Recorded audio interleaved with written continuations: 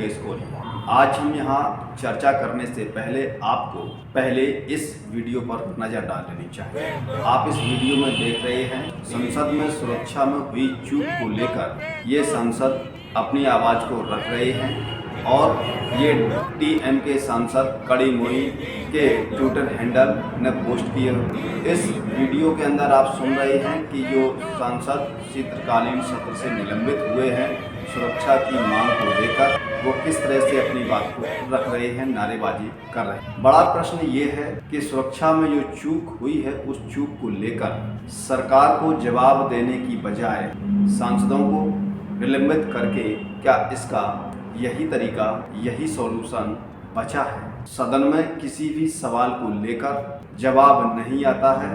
विपक्ष के नेता सदन के सत्ता में मौजूद पीएम और गृह मंत्री या अन्य किसी राजनीतिक बड़े ओहदे पर मौजूद कैबिनेट मंत्री का भी इस्तीफे की मांग करना एक राजनीति की सामान्य प्रक्रिया है। विपक्ष के सांसद गृह मंत्री का इस्तीफा मांग रहे थे। गृह मंत्री से संसद में हुई सुरक्षा की चूक को लेकर बयान देने की मांग कर रहे थे, लेकिन इन सब पर ध्यान न देकर सीधा उनको सदन से ही बाहर कर दिया। 13 दिसंबर की घटना है कि सदन के अंदर जो उसकी दर्शक बीघा है जहाँ पे दर्शक बैठते हैं, उस दर्शक 2 लोग बालकनी से कूदकर बेंचों पर कूद जाते हैं और कूदते फांदते हुए मेजों पर वो स्पीकर की ओर बढ़ रहे। इस घटना को देखकर वहाँ पर सुरक्षा में तैनात कोई भी मार्शल नहीं आता। वहाँ मौजूद लगभग 150 सांसदों में से एक सांसद कांग्रेस और एक सांसद राष्ट्रीय लोकतांत्रिक दल का, जो ये दोनों सांसद इन 2 युवकों को पकड़ लेते हैं। पकड़ने के दौरान सांसद इनकी पिटाई भी करते हैं कि लगभग 2-3 मिनट का समय और बीत जाता है, फिर भी वहाँ पर सुरक्षा में तैनात कोई भी मार्शल नहीं आता। क्यों? क्या संसद के सदन में इस घटना को देखकर मार्शल भाग गए थे? इस घटना को लेकर सदन के अंदर मौजूद मार्शल उनके कोई जिम्मेदारी नहीं थी। जो ये घटना संसद सदन के अंदर हुई, इस घटना को लेकर सरकार का कोई जवाब देना उचित नहीं बनता। इस घटना को लेकर अगर विपक्ष के सांसदों ने गृह मंत्री का इस्तीफा की मांग की तो क्या उस पर उनका निलंबन राजनीतिक प्रक्रिया में सही है? ऐसे तमाम प्रश्न हैं जो देश पूछ रहा है। और यहाँ पर देखिए, इस सदन की सुरक्षा की चूक को लेकर जिस तरह से गोदी मीडिया सरकार से सवाल जवाब करने की बजाय कांग्रेस पर ही सवाल खड़े किए। ये घटना लोकसभा सदन की नई इमारत का निर्माण हो रहा था 28 मई के आसपास इसी वर्ष में। तो उस समय गोदी मीडिया अपने विभिन्न चैनल और पेपरों में लिख रहा था कि जो नया संसद भवन की इमारत बन रही है वो भवन पूर्णतः सुरक्षा से परिपूर्ण है। वहाँ पर चिड़िया भी पर नहीं मार सकती। उसके अंदर बॉडी स्कैनर की अच्छी व्यवस्थाएं की गई हैं, नई तकनीकी की बहुत बढ़िया व्यवस्थाएं की गई हैं। तो क्या यही व्यवस्था थी? वहाँ की परिपूर्ण सुरक्षा थी जिसके अंदर 2 युवक बालकनी के माध्यम से स्पीकर की ओर बढ़ रहे थे। उस समय जो मीडिया ने लिखा कि उसके अंदर जब व्यक्ति प्रवेश करता है तो बॉडी स्कैन की जाती है।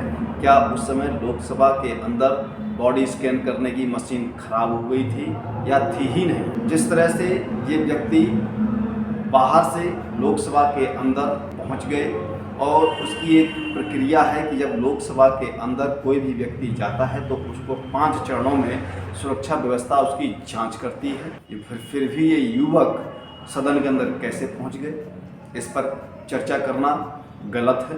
और फिर सबसे बड़ी घटना, गोदी मीडिया जिसको दबाने का प्रयास कर रही है कि आखिर इन युवकों को पास किसने दिया। क्या वो इस युवकों को पास देने वाले नेता का नाम बताने से डर रहे हैं या वो देश के लोगों को इस सच्चाई से छुपा रहे हैं? ये गोदी मीडिया का पुराना काम है। या फिर कहीं देश को ये जानकारी ना हो जाए। अभी तक सदन के अंदर संसदीय सुरक्षा कमेटी का गठन नहीं हुआ। अगर नहीं हुआ तो क्यों? जिस तरह से 5 साल के अंदर लोकसभा सदन की नई इमारत का उद्घाटन हो गया, बनके तैयार हो गई, लेकिन अभी तक उस सदन के सुरक्षा समिति को लेकर गठन नहीं हुआ। क्यों?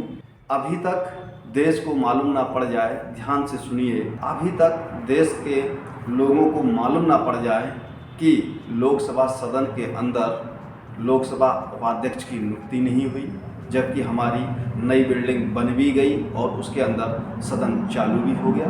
अभी तक सदन के अंदर सुरक्षा समिति का गठन और नहीं हुआ। अभी तक सदन के अंदर डिप्टी स्पीकर का चयन नहीं हुआ। ऐसे तमाम सवाल हैं जिनके जवाब सरकार ने अभी तक देश की जनता को नहीं दिया। क्या इन सवालों से गोदी मीडिया देश के लोगों के सामने की सच्चाई को रोक रहा है?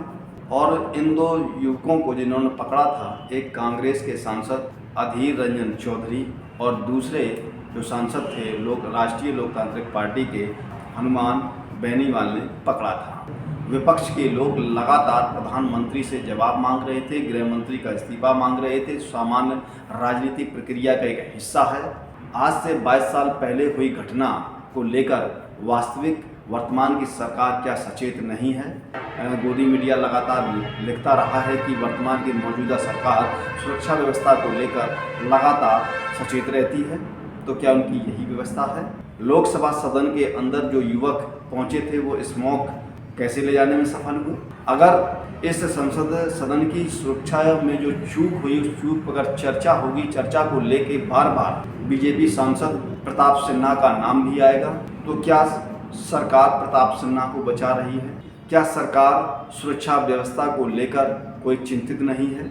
सदन की ये घटना पे चर्चा हो या ना हो, ये सदन के स्पीकर के अधिकार के अंदर आता है, लेकिन समय पर इस घटना को लेकर भी देश में आगे चर्चाएं होती रहेंगी।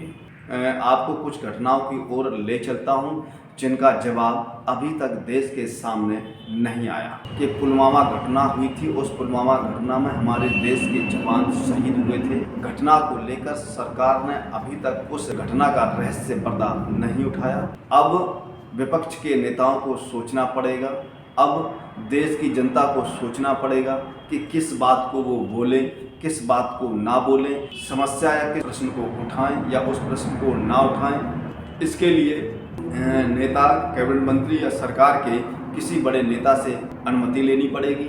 लोगों की समस्याओं को सदन के अंदर उठाने के लिए सरकार से अनुमति मांगनी होगी। क्या इसी तरह से सदन की कार्रवाई चलेगी?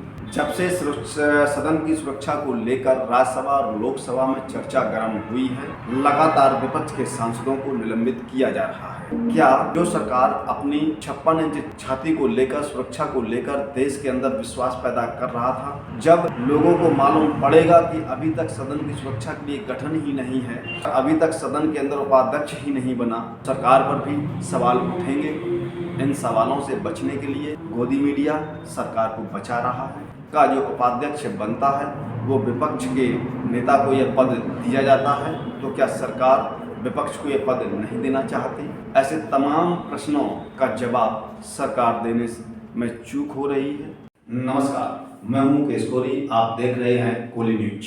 आपने अभी तक हमारे चैनल को सब्सक्राइब ना किया हो तो शीघ्र नीचे जाकर सब्सक्राइब बटन पर क्लिक करें, बेल आइकन को प्रेस करें, जिससे कि हमारी बढ़ने वाली प्रत्येक खबर का नया नोटिफिकेशन सबसे पहले आपको प्राप्त होगा। हम फिर मिलेंगे एक नई खबर के साथ, तब तक आप हमारे साथ जुड़े रहें। जय भारत, जय हिंद।